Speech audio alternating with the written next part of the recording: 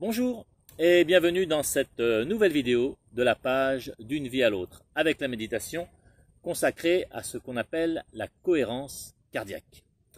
Alors, qu'est-ce que la cohérence cardiaque, me direz-vous, et surtout, qu'est-ce que ça vient faire dans une chaîne dédiée à la méditation?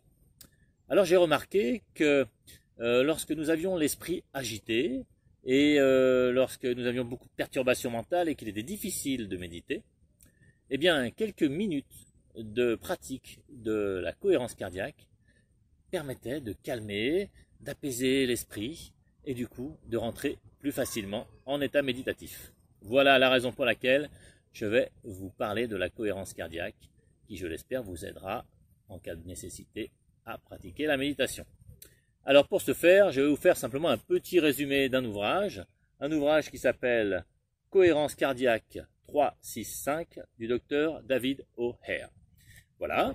Et puis dans un second temps et même dans une seconde vidéo, eh bien je vous présenterai une pratique guidée. Vous n'aurez plus qu'à vous laisser conduire.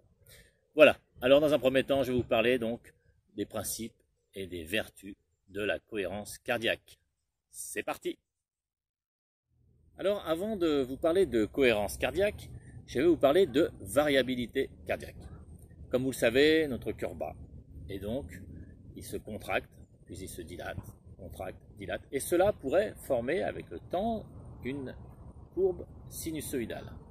Alors, l'amplitude de cette courbe sinusoïdale, c'est ce qu'on appelle justement la variabilité cardiaque. Et plus cette variabilité cardiaque est grande, plus elle est élevée, et plus c'est un signe de bonne santé. Alors, il y a des habitudes et des choses qui augmentent cette variabilité cardiaque, et puis il y en a d'autres qui les réduisent. Alors, par exemple, l'âge, chaque année, on perd 3% de variabilité cardiaque. Il y a aussi les maladies chroniques, le diabète, l'obésité, les maladies infectieuses, le cancer. Il y a la fatigue, bien entendu, le stress, l'anxiété, la dépression. Il y a encore le tabac, la pollution, toutes les addictions d'une façon générale. Et enfin, la sédentarité ou les décalages horaires qui donc réduisent cette variabilité cardiaque.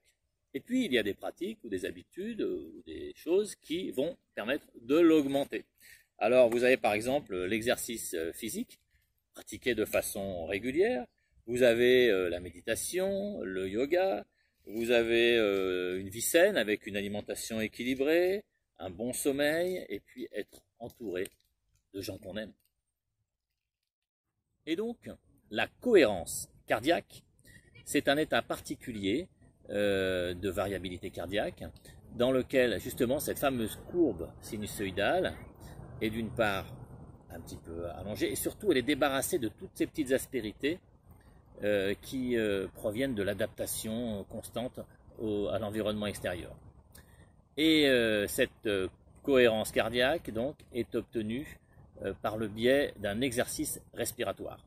Alors, pour comprendre le principe, tout simplement, sachez que quand on inspire, eh bien, on stimule le système orthosympathique ou sympathique, c'est le système nerveux qui va gérer tout ce qui est fuite, combat, et donc qui est stimulé grâce à une hormone qu'on appelle l'adrénaline. Et puis l'expiration, alors là, c'est le système parasympathique qui est donc sollicité quand on expire.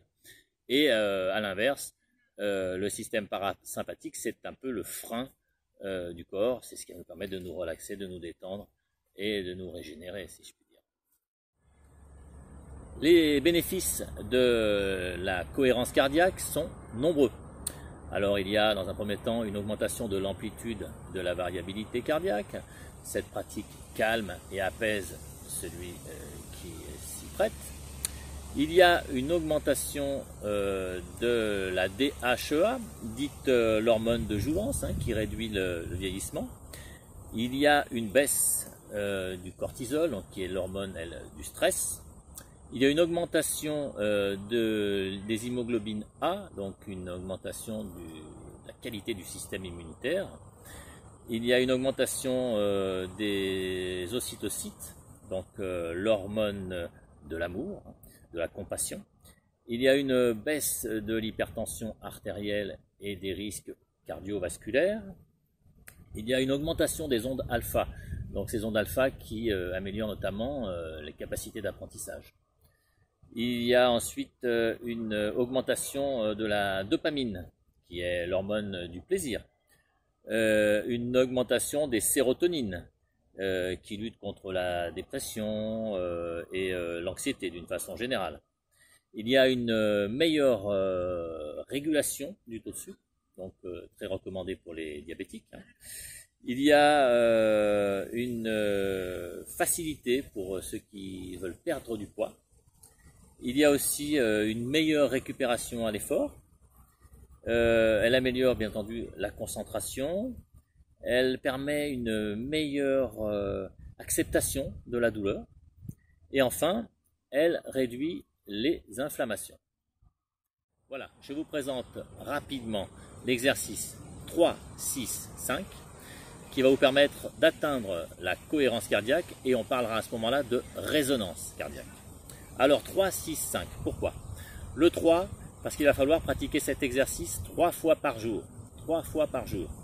Alors si possible, le matin, au réveil, si possible, environ 4 heures après, pour la seconde session de pratique, et enfin si possible, 4 heures plus tard, la troisième session de pratique. Bien entendu, il n'est pas interdit, il est même recommandé de pratiquer peut-être 4 ou 5 fois, mais si on veut vraiment une efficacité, il faut pratiquer tous les jours et 3 fois par jour.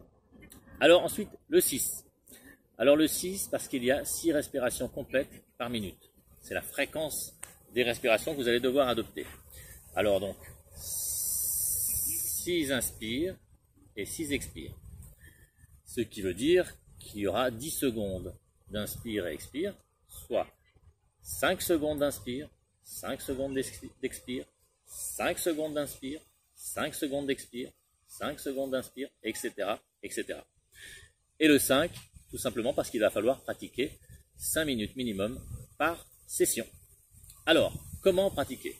L'important, c'est de se mettre droit, soit assis, soit en position de méditation, d'ailleurs, qui est très adaptée pour cette pratique, soit même debout. Ensuite, il va falloir inspirer donc par le nez et expirer par la bouche, si possible, en soufflant un peu comme si on voulait gonfler un ballon. Donc, voilà. Une inspire et une expire régulière, donc pendant 5 secondes. Enfin, il va falloir, si possible, pratiquer la respiration ventrale, donc à l'aide du diaphragme.